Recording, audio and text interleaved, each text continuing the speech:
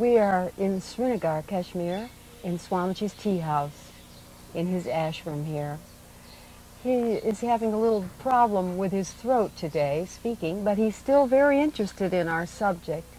And what we're trying to do is continue our classes on the Yamas and the Niyamas, which is mentioned in all of his books and all the great books on yoga as very important discipline for a student.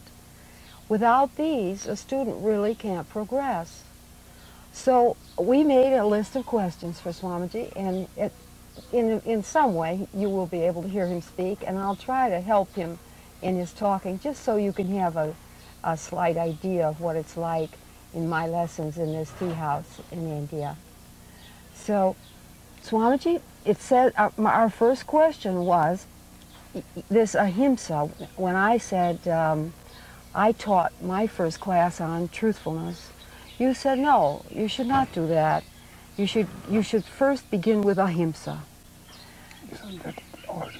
So it has a perfect order. But there's a reason for that order. The violence precedes truthfulness. Without nonviolence, you can't have truthfulness.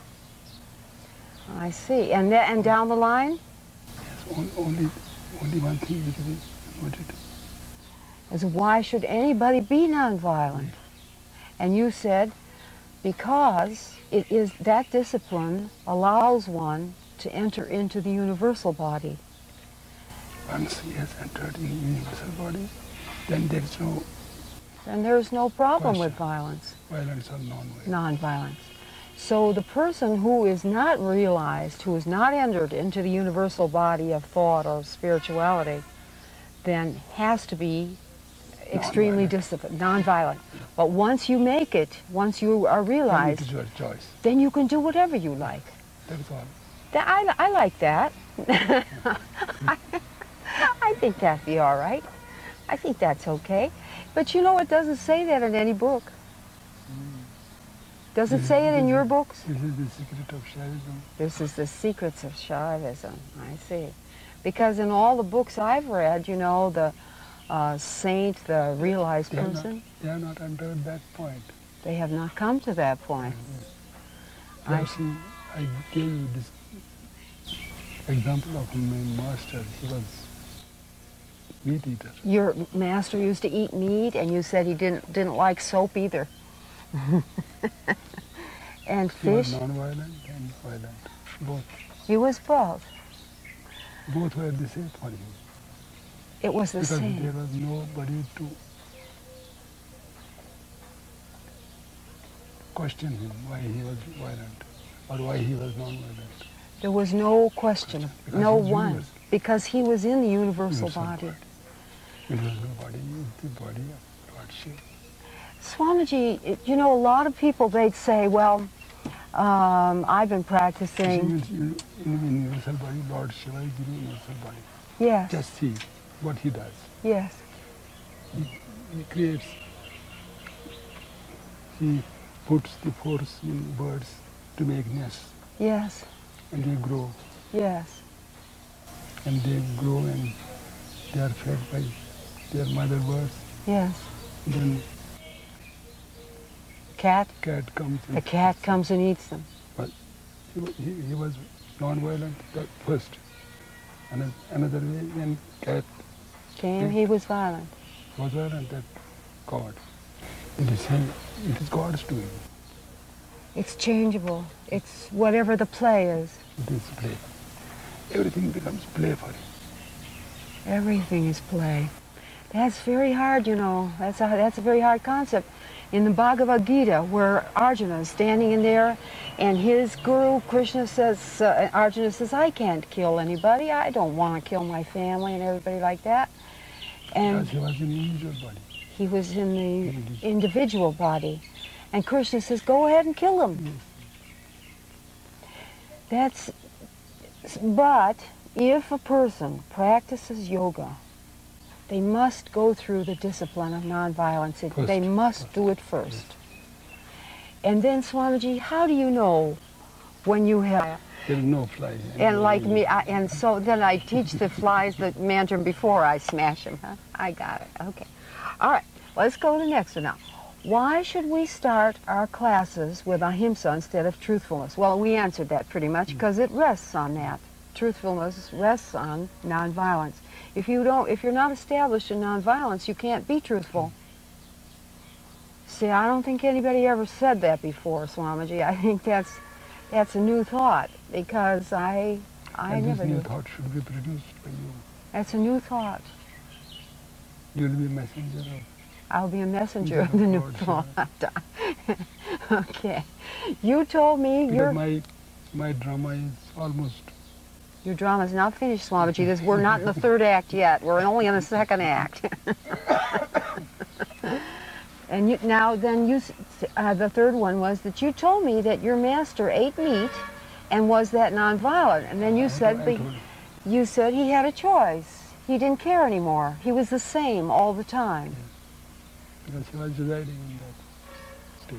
So that really means, when you say he's residing in that state, that really means that he has a different set of consciousness than me, or an ordinary person, right? Don't say me. I won't say me. I'll say the ordinary person, all right? Because but a person, if somebody walks in like the milkman, they can't see that, can they? They can't tell it. How can it ever be seen, Swamiji? What's to be seen? The state of consciousness that, like your master has? It is not to be seen, it is to be felt. No, it is just being that. It's just to be. It's never seen. It's never felt. It's felt. It is felt. Because, I mean, he was living here in Srinagar. All these people must have been around him. They should have fallen on their faces in front of him, right? Who? People, normal people. Yes. In front of your master. How are they going to recognize that? They couldn't recognize. They began to eat meat. So they figure he's eating meat, I'll eat meat, right? He's a saint, I'll do what he does. It's all hidden. But for me, it is something else. For you, you're a vegetarian. I'm vegetarian. I want to guide people. Yes. But so you should also. I'm a vegetarian too. You should guide for guidance of people. Yes. If guidance of people is over for you, then my body disappears. Body not universe, individual body will. I will be gone. Universal body will come. You will possess universal body. Universal body. So you mean when I stop teaching, I'll get the universal body, Swamiji? Is that what you're saying here? I don't say that. Are you saying that? Because we're very close here. I'm beginning to understand that. So, for instance, Swamiji, when you were a little boy, when you were born, you wouldn't eat meat then. And it was already born into your consciousness that you didn't want it. Because I was traveling in so many lives. You remembered them? In the background.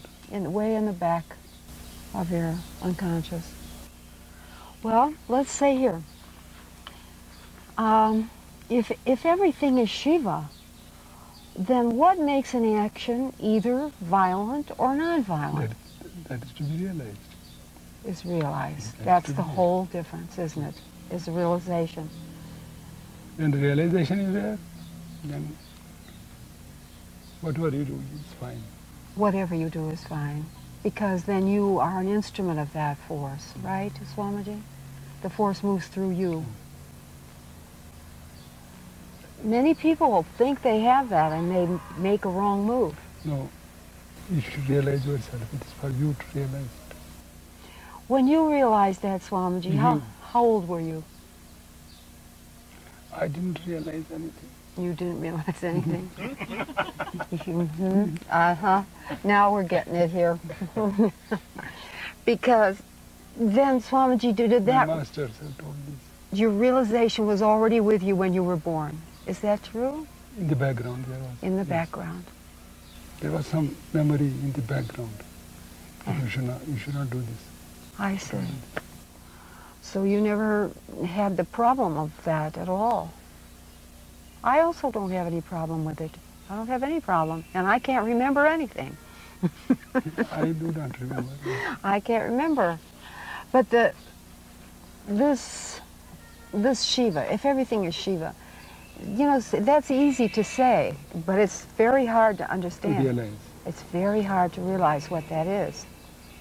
A lot of people think that that's a religious phrase. No, it is not to say only. It's not just to It say. is to become. You have to become it. It's a state of being. Having Shiva as a state of being Being or becoming, there are two phrases. is already there. What is the reality? But you have to become. But to become the being is where we are. Is that right? Where we have to be. We have to. Where we have to live. That's why we're born. We are born for that very purpose. And Swamiji, do you believe that we're born again and again until we finally become it? We believe that. I believe that too. I believe it too. Because once you are on the path, you will never. You never leave it. Nothing makes you leave it then. So many people, you know, they think they are practicing yoga. Actually, yoga is practicing on them. Isn't that true? Yes. That's really true. Okay, now it says here, if you are nonviolent, does it mean that you don't get angry? No, it doesn't, does it?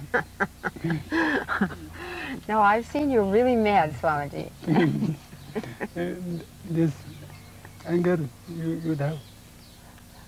must have found in your master. Yes, Rama. Rama used to get He was so furious. mad. The blood vessels, and he'd stomp around on everybody, and everybody was always afraid he was going to kill me. Because But that is only not living.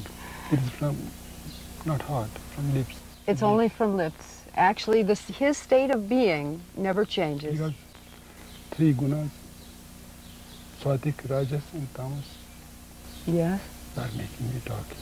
but you're talking so well. No, Okay, I won't. All right. my throat will get stuck. Okay. Anyway, I can see what you mean. He doesn't change. No, he has got control on all the three gunas. He's got the control. Non-violence is concerned with Satoguna. Violence is concerned with Rajoguna. I see. And just ignorance is concerned with Tamasic. Tamasic. But all these three gunas are under control of perfect master. So So he can create. he can create them. So when he's can just create it. yelling and screaming mad, He has created it he's created it. for others.